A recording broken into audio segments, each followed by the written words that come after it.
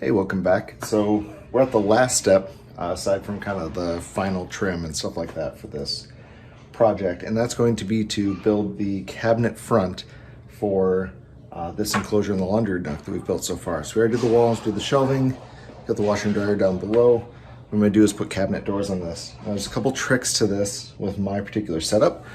Because my washer and dryer are on the floor and because there are access panels that I have to be able to get to clean, since this is a ventless dryer, it's where some of the lint and stuff has to get cleaned out of. I can't do a bottom edge on the cabinet front. So I'm gonna have to use just the floor for that. So I still have access to those two panels down at the bottom.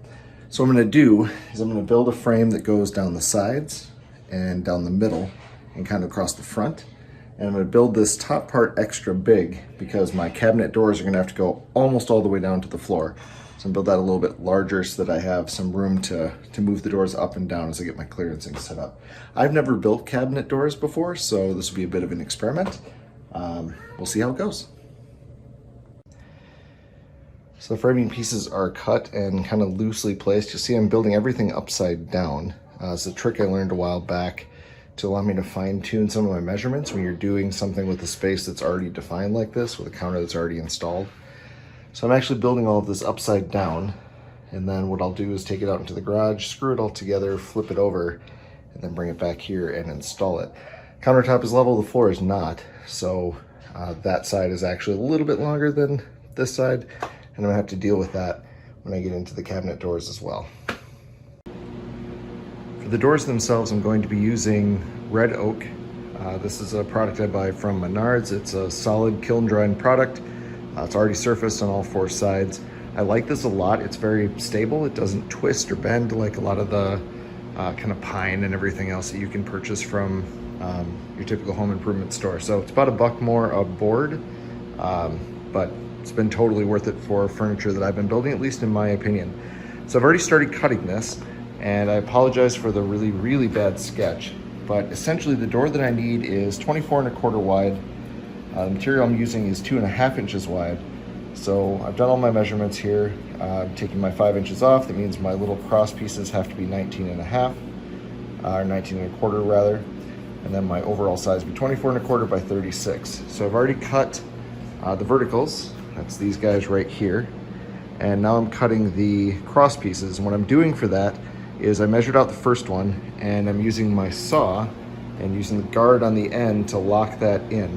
If you do this with a cheaper table saw stand like I have, make sure when you slide the material over, you don't bang it against that guard, or you will actually cause the guard to move, and that will change your measurements a little bit. So do remeasure, do recheck yourself if you're doing something like this to try to shortcut, to make sure that things don't meander. I've already made sure the saw was square and true, so I know that my cuts are gonna be square and straight.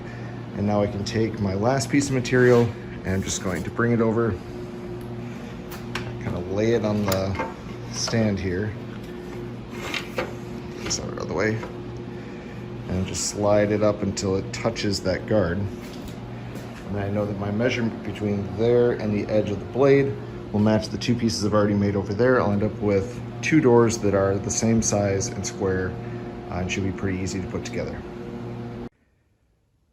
My first door frame is put together, probably not surprisingly using pocket holes. Just got one in each of the corners just to hold it together so I can make sure the sizing was right. It's perfect, fits the space the way I wanted it to. For the center part, I'm going to be using this 1/4 inch thick piece of plywood, and that leaves me with two possible methods for how to do this. The easiest way would be just to knock down a channel here along the side and then set this in the inside and either nail it or staple it or glue it to hold it. The more difficult way would be to try to build a channel in the middle here that this panel could then slide down into and be held captive. That's going to be quite a bit harder to do, but I do have a 1/4 inch router bit. So I think I'm going to experiment a little bit and see if I can set up kind of a jig, since my router is handheld as opposed to a table-based router. So something that would hold these pieces vertically with enough space on either side that I can run the router down it and it will dig a 1/4 inch channel right in the middle. And then this can sit captive and I don't have to worry about the panel coming loose or sitting weird or anything like that. So I'm gonna experiment a bit, see if I can come up with a jig to do that, and then I'll check back in.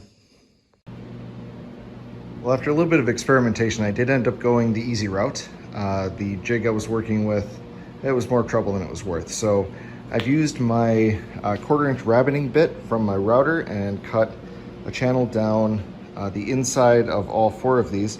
I did learn doing this and didn't really think this through before that I didn't have to cut this channel all the way to the end. And when I do the other door, I will stop when I get about right here, as opposed to going all the way to the end. But it's the inside of the door, no one's gonna see it. And once the plywood's on, you'll barely notice anyway. So that's done. This is all connected, flat, ready to go. I did also use the 45-inch, or 45-degree rather, chamfering bit on my router and made this little angle cut where these 2 pieces come together. That hides whether or not they're exactly perfect where they join together. I actually like the look of it quite a bit. So the last thing I have to do now is cut my plywood to match the inside of my frame. And then I've got some small nails I'll probably use just to click that in or kind of toe it in for now and hold it. I'll come back and glue it later.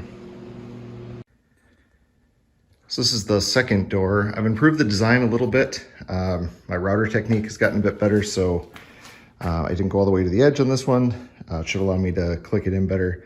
I've also got it clamped and flat, so I'm about to screw this together. And then the big change after looking at the previous door in the space is I think I'm gonna add an additional cross member in the middle and then probably do like a beadboard paneling instead of the flat paneling just to break up this door. This door is 2 feet by 3 feet, so it's rather large the way it is. That should give it a little bit more visual, I guess, impact. Hopefully make it look a little nicer in the space. So I'm gonna get this screwed together and then cut the beadboard panel that I've got, put that together, and we'll get a look at what the finished door looks like.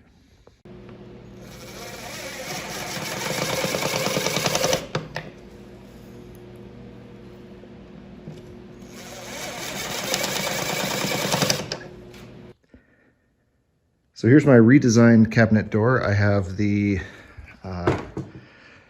beadboard panels just stapled in with like 3 staples just to kind of hold it for now. Take it inside, put it in space, and see if I get design approval from my supervisor/wife. Okay, everything's put back together. It's level, it's straight. I really like the way that this came out, and the design got approved by my supervisors, so we're good to go. This paneling sort of mimics what we've got going with the shiplap in the back.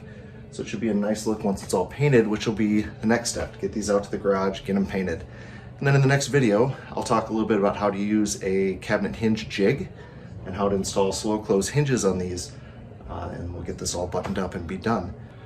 So we'll end as always with the dad joke, and that is, which one weighs more, a gallon of water or a gallon of butane? Well, that answer is simple. It's obviously butane. Butane's lighter fluid. Have a great day, everyone. See you next time.